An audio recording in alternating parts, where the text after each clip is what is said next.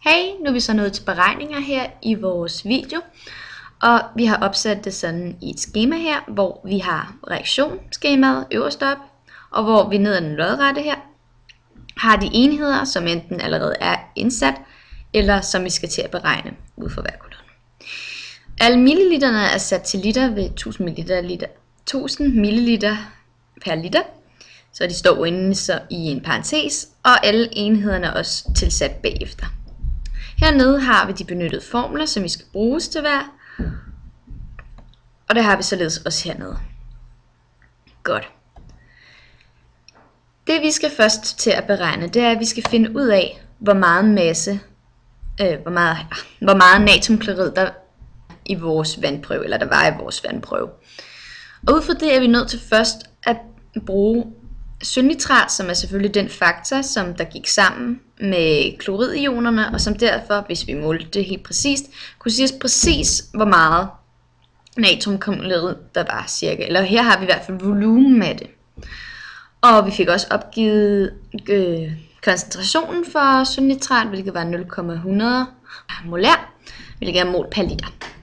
Først er vi nødt til at regne stofmængden, fordi vi kan allerede se her, at her står der i virkeligheden 1, og det samme gør der her. Derfor er vores stofmængdeforhold ved hjælp af koefficienterne er lig med 1 ved 1. Derfor, hvis vi udregner stofmængden her, vil det være den samme herover. Så derfor går vi hurtigt i gang. Først, vi har allerede hernede, hvor vi benytter den formlen, som hedder stofmængden er lige ved koncentration gange volumen. Så vi begynder så småt at indskrive.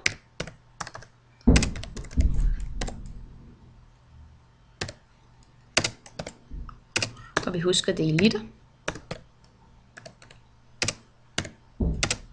Og da liter går ud med liter, bliver det følgende. Godt nok. Dette indskriver vi så i vores tabel her. Og sletter ligningen. Godt nok. Nu ved vi så således, at stofmængden er så meget. Og som jeg sagde før, så vil det nu have, hvis det her så havde taget 2 i det mindste, hvis vi lige bruger det her tankeopspind, så ville, når vi skulle finde ud af, hvor meget det her var, være nødt til at gange stofmængden med 2. Men da det ikke er det, så kan vi simpelthen bare sætte det ind, fordi 1 gange et hvilket som helst tal vil være det samme tal igen. Således har vi det. Godt. Nu kan vi faktisk godt beregne massen af natriumkloridet, fordi man kan finde et opslag om, hvad den molare masse skal være, hvilken er vores kemibog for eksempel. Så den er allerede opgivet ud fra, hvad det er. Så nu kan vi faktisk allerede nu ved hjælp af den her ligning, der hedder massen, er lig med molarmassen gange stofmængden. Så vi sætter ind igen.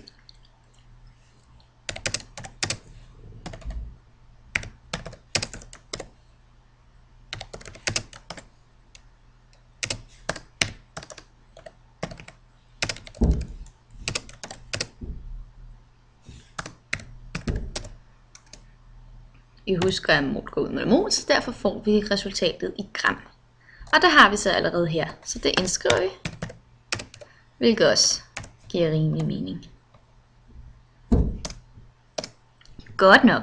Nu har vi så fundet massen, men vi vil også gerne finde ud af, hvad stofmængdekoncentrationen er for natriumkloridet. Og igen, det kan vi også finde ud af ved at benytte formlen hernede, der hedder stofmængdekoncentration er lig med stofmængden divideret med volumen. Vandprøven fik vi allerede i volumen, for det var så meget, vi skulle hælde op i forsøgene. Så den har vi allerede heroppe, også allerede omsat i liter. Så derfor, og vi har også ved, hvor mange mol er, så derfor sætter vi den blot ind i ligningen.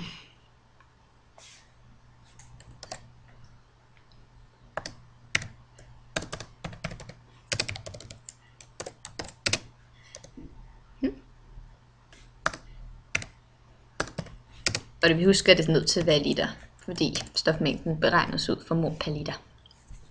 Det giver således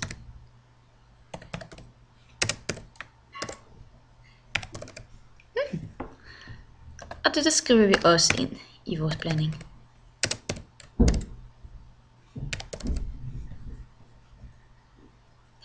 Når vi så nu har det, skal vi som før lave massen. Vi skal finde, eller masseprocenten. Vi er nødt til at finde ud af, hvor meget masseprocent af natriumklorid der er i forhold til blandingen udefra.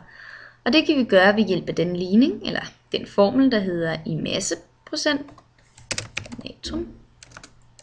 natriumklorid er lige med massen divideret med grundmassen, eller massen blandingen, vandprøven, gange med 100%. Og det er der meget lige til, så vi sætter den, og vi har også, for at vi ikke skal gå op og kigge igen, allerede indsat tingene her. Godt.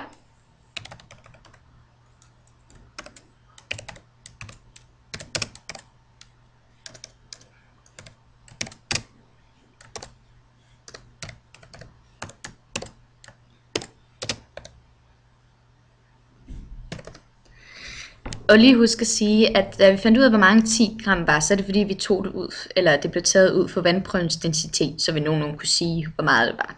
Der. Og da det er i gram. Og så husker vi også at gange det med 100%. Godt. Det giver således procent. Så mange procent af natriumklorid var der i vores blanding, på vores 10 grams blanding her. Godt. Nu skal vi så ned til noget, hvor vi begynder at kigge på nogle fejlkilder, som jeg også har skrevet hernede, fordi mange af tallene kunne måske godt have været meget mere præcise, og derfor er udregningerne meget mere præcise. Så hvis vi tager den fra 19 af, først er, for meget eller for lidt af vandprøven, altså forkert opmåling.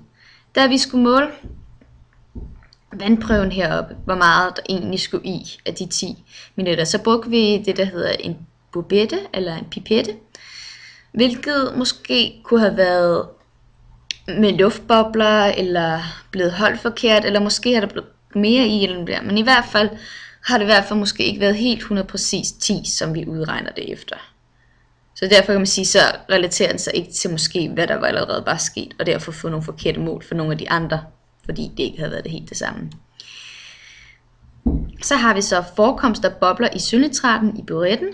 Da vi skulle have sølvnitraten ned, så havde vi en lang burette, som der tillod os at skrue lidt på den nederste del, så den kom dråbende ud. Og når der kan forekomme, nogle gange i dem kan der godt forekomme bobler eller andre forkerte måder, der gør, at det ser måske ud til, at der er mere i, end der egentlig er. Og derfor har det måske slet ikke fået præcis det her tal, hvilket så gør, at alle vores udregninger er forkerte, da molen af den faktor, vi gælder ind for begge steder næsten. Både for stofmængden, koncentrationen og for alt det andet. Så derfor er det ret vigtigt, at den her er præcis. Men så havde vi så forkert aflæsning af buretten. Vi havde lidt små problemer, hvordan vi skulle aflæse den helt for fint, fordi det var sådan meget midt imellem og meget kommatal. Så igen har det ligesom gjort, at vi ikke har kunne måle det helt præcis, som vi måske gerne havde ville. Og så har vi så for meget sølvnitrat i blandingen. Selvom sølvnitraten kommer ud af den her bubette ret langsomt og en meget stillestående stand, så kan det godt være, at lige præcis var der måske i den dråbe halvt for meget til at den røde farve ville have blevet der. Så igen kan det godt have været, at der er kommet for meget i, end der egentlig skulle have været. Godt være, at det har måske været nogle par millimeter mindre, men altså. Og igen har gjort, at vi ikke kunne regne det rigtigt. Så har vi så et andet ting, hvor at vi har lavet et andet forsøg. Vi prøvede at sætte et andet forsøg op, fordi vi gerne ville se, om vi kunne få nogenlunde de rigtige resultater. Vi synes nemlig, at de første egentlig meget pænt gav mening, men igen, vi vil lige prøve at se, om de måske kunne blive lidt bedre næste gang. Men vi fik ikke det her forsøg rigtig gjort igennem, fordi der havde ikke meget tid, og vi fik hurtigt puttet alt for meget sølvnitrat ned i tingene. Så ja, det var i hvert fald det her forsøg, vi brugte hertil. Godt, det var så vores beregninger.